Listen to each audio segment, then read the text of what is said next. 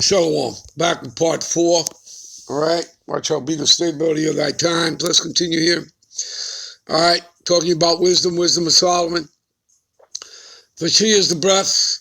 All right. And the Lord refers to wisdom as a she or her. In other words, as a woman, much as he refers to the nation of Israel as a woman as well.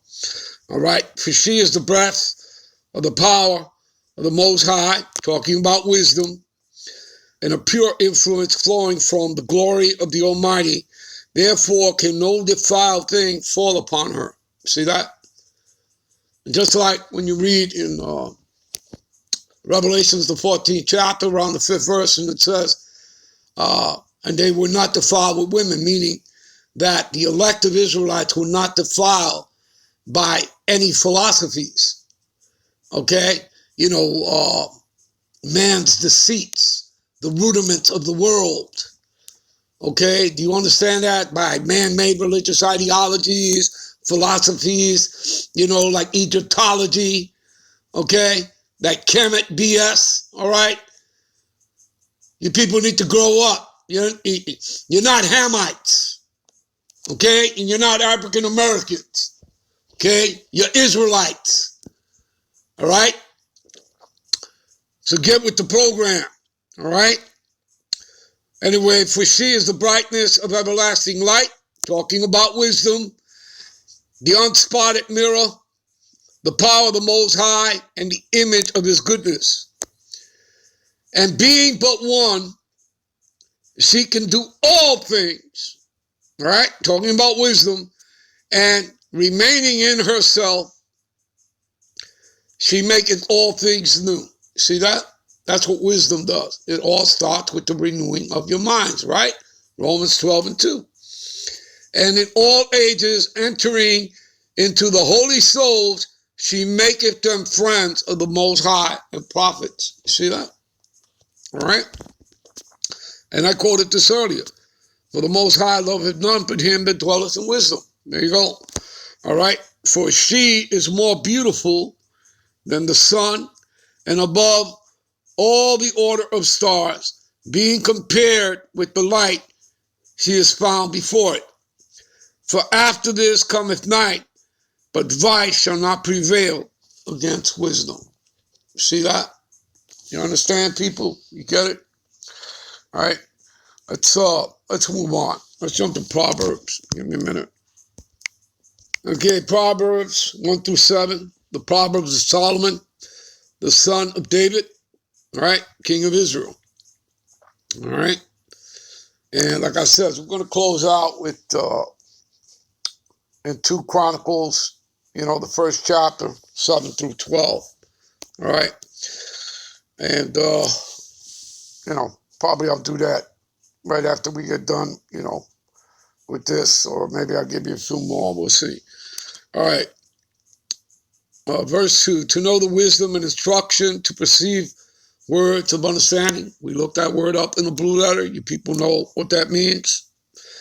All right. To receive the instruction of wisdom, justice, and judgment, and equity. And that's what we're doing. Okay, receiving that. Again, we're being prepared for the kingdom. We're going to be, the immortal God, kings, and priests of the earth. All right? When we receive those new bodies. All right? Because, again, it's not these bodies that are taken up into the clouds, which is a metaphor, for the chariots, the UFOs. All right? That's what Esau calls them, or UAPs. But those are the chariots of the Lord.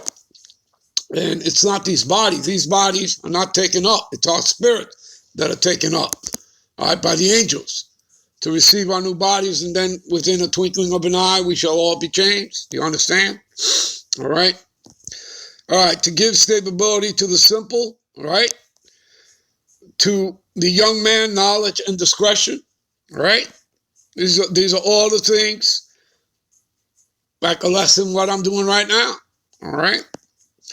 A wise man will hear and will increase. See, a wise man will hear and will increase. You see that? So he'd have to be wise first. In other words, he has to take heed to the word. He has to be able to hear. And that word hear goes into understanding. Okay, so he has to be able to understand, to have what? To perceive, to have insight, to have discernment. All right? So a wise man will hear, okay, and will increase his learning. See?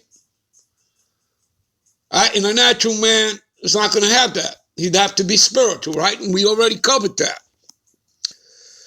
And a man of understanding shall attain unto wise counsel. Who's more wiser than the Most High, Yahweh, and his son, Yahweh Shai? What better counsel? Okay? And that's where we dwell. And again, an example of that. Give me a minute. See? Psalm 65:4. Blessed is the man whom thou choosest, right? Whom the Most High has chosen. And I already told you how that works. You were chosen as spirits, certain men in Israel, amongst Israel, all right? Certain were chosen, okay, to be sanctified, okay, to be made separate from the rest of mankind. This was ordained where? In the heavens, before the foundation of the world, okay, when you were spirits. And he causeth to approach unto thee, that he may dwell in thy courts. In whose courts? The Most High's courts, you see. And we shall be satisfied with the goodness of thy house. What's the goodness of thy house? The mercy that he has shown us by giving us this truth, wisdom, knowledge, understanding of these scriptures. All right? Even thy holy temple. There you go. All right? Let's get back. Give me a minute.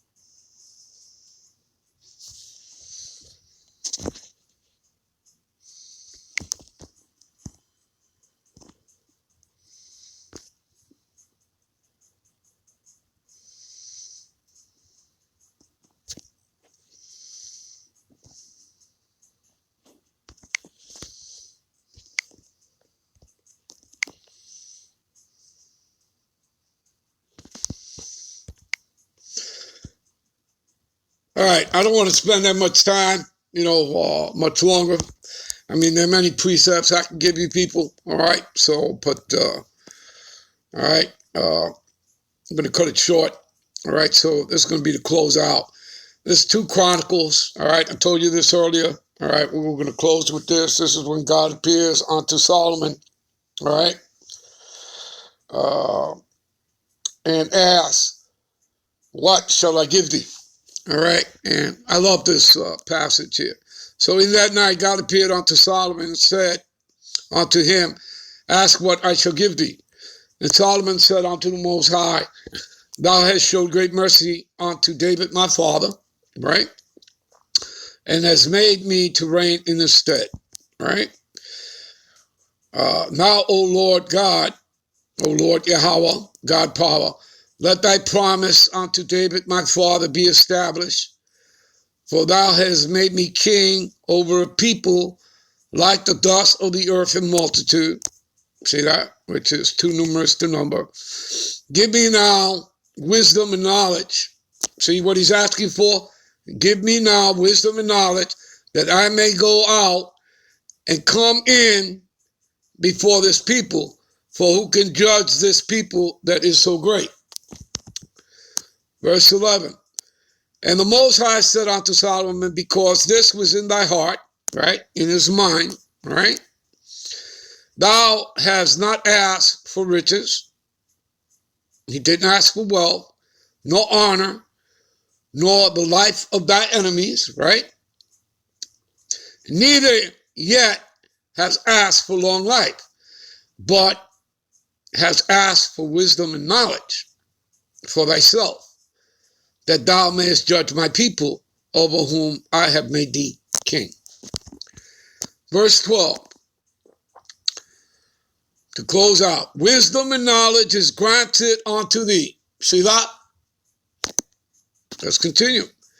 And I will give thee riches and wealth. These are things he didn't ask for. And honor, such as none of the kings, right, have had that have been before thee. See that? So he got all these things by just simply asking for wisdom and knowledge. All right? And all these other things were given unto him. Neither shall any after have delight. See? There you go.